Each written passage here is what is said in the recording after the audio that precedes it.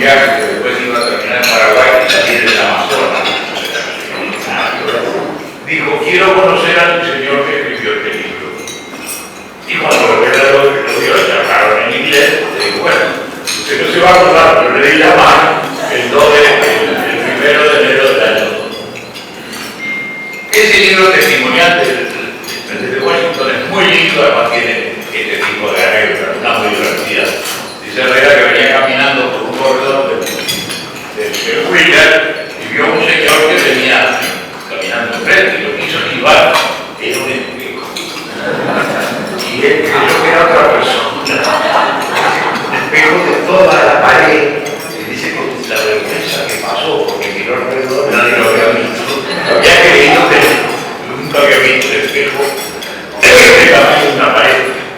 Y cuando describe los trenes eléctricos en Nueva York, todo un libro muy delicioso. Estos libros son testimoniales, simpáticos, tienen su humor. Pero después Herrera, cuando se casa con mi abuela, con Margarita Viarte, se van, después que nace mi madre, en el año 8 se van a vivir a París. En esa época, con ciertos niveles de fortuna se podía ir. Fueron 3 años de París, una pequeña visita. Y estando en París, Herrera, siempre muy activo intelectualmente, asistió a clases en la Sorbona, conferencias, y escribió 2 libros que son muy importantes: La Revolución Francesa de Sudamérica y el Uruguay Internacional. La Revolución Francesa de Sudamérica tiene una tesis política que no todo el mundo comparte. Herrera, porque era protestante, que había hablado en inglés, estaba muy imbuido de la tradición política inglesa, más que francesa, que era la dominante de nuestro país, y yo creo que sigue siendo dominante. Y entonces analiza la Revolución Francesa, las consecuencias, no la revolución en sí, como desde el punto de vista del final de la revolución, del jacobinismo, de Robespierre, de la revolución de la guillotina, de la intolerancia hacia el que piensa distinto, y dice que lamentablemente los héroes de la independencia americana abrevaron mucho en esa parte de la revolución, no tanto en la declaración de derechos, sino en que contra no tiene razón, cosa que a veces cotidianamente tenemos que recordar para no incurrir en el mismo pecado.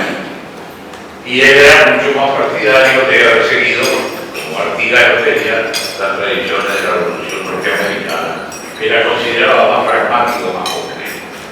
Ese libro tuvo mucha trascendencia, como se contaba recién, y el Uruguay Internacional también es el que creo que queda como el legado más importante para todos nosotros, porque es la descripción de los intereses nacionales de nuestro país en el lugar donde está. Es decir, nacimos a pesar de los vecinos son demasiado grandes, necesitamos, como decía Herrera, un amigo poderoso pero lejano, que detenga la mano que no quiera agredir, y desarrolla toda su teoría de un nacionalismo oriental, que es para él y para quienes comulgamos con su pensamiento la descripción ideal de la cautela, los temores, las prevenciones que tiene que tener nuestro país, en un país tan chico, en el ámbito rioplatense dominado por los vecinos. Yo creo que ese es un libro que debería ser un poco más difundido. Son libros de una prosa muy antigua, es decir, si ustedes leen un libro de estos, son largos párrafos con mucha imagen, es decir, con una riqueza de lenguaje que quizás no es un defecto, pero que para el tiempo actual, que requiere más rama y menos hoja, se hace un poco difícil de leer, pero que son apreciaciones sobre cosas importantes de nuestra historia que vale la pena recordar. Luego están los libros del revisionismo económico. Acá con todo cuidado y delicadeza. Hay acontecimientos que son los dos momentos más críticos de la vida del país, porque inciden en nuestra vida intereses ajenos de los vecinos y a veces de más lejos. Y entonces la historia había sido escrita generalmente con un sesgo más bien del lado de Montevideo en vez del lado del Cerrito de la Victoria. La Triple Alianza también, ustedes saben cuál es el episodio, cuáles son sus prolegómenos, y sobre estas dos dramas, porque lo son, el doctor Herrera resuelve escribir lo que él consideraba la historia verdadera y real. Y en esto, y no quiero entrar en el detalle porque para algunos acá tenemos opiniones distintas y creo que es el método. Es decir, Herrera no era un escritor a abuela pluma, me pongo a escribir. Ustedes no saben lo que eran los archivos. Los archivos eran muy pequeños. Yo compraba cuadernos escolares, lo que se compra para los chicos, y nadie sabe por qué nunca aplicó, le sacaba la tapa. No sé si era para poder doblarlo con más facilidad, pero sin tapa. Y entonces cuando iba a Europa, que iba a menudo, iba a Itamarati, se pasaba horas y días estudiando documentos. Es decir, era un investigador. Y cuando razona acerca de lo que él considera la historia fidedigna, no lo hace por mera opinión, lo hace porque fundamenta la carta de fulano, que el ministro tal y tal y tal. Y entonces se convierte en lo que se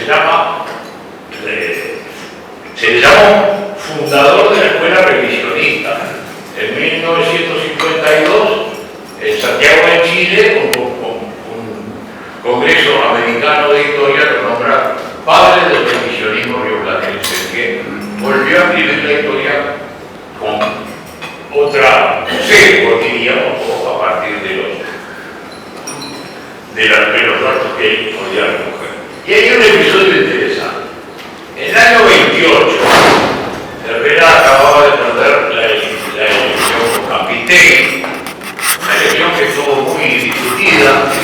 El triunfo definitivo de Campitegui fue con 1.500 votos. Y había para discutir, bueno, Herrera se negó a que se discutiera el resultado. Cuando vinieron a decirle, mire doctor, que podemos impugnar tal cosa, se dijo que se lleven todo menos la paz de la República. Acepto haber sido vencido.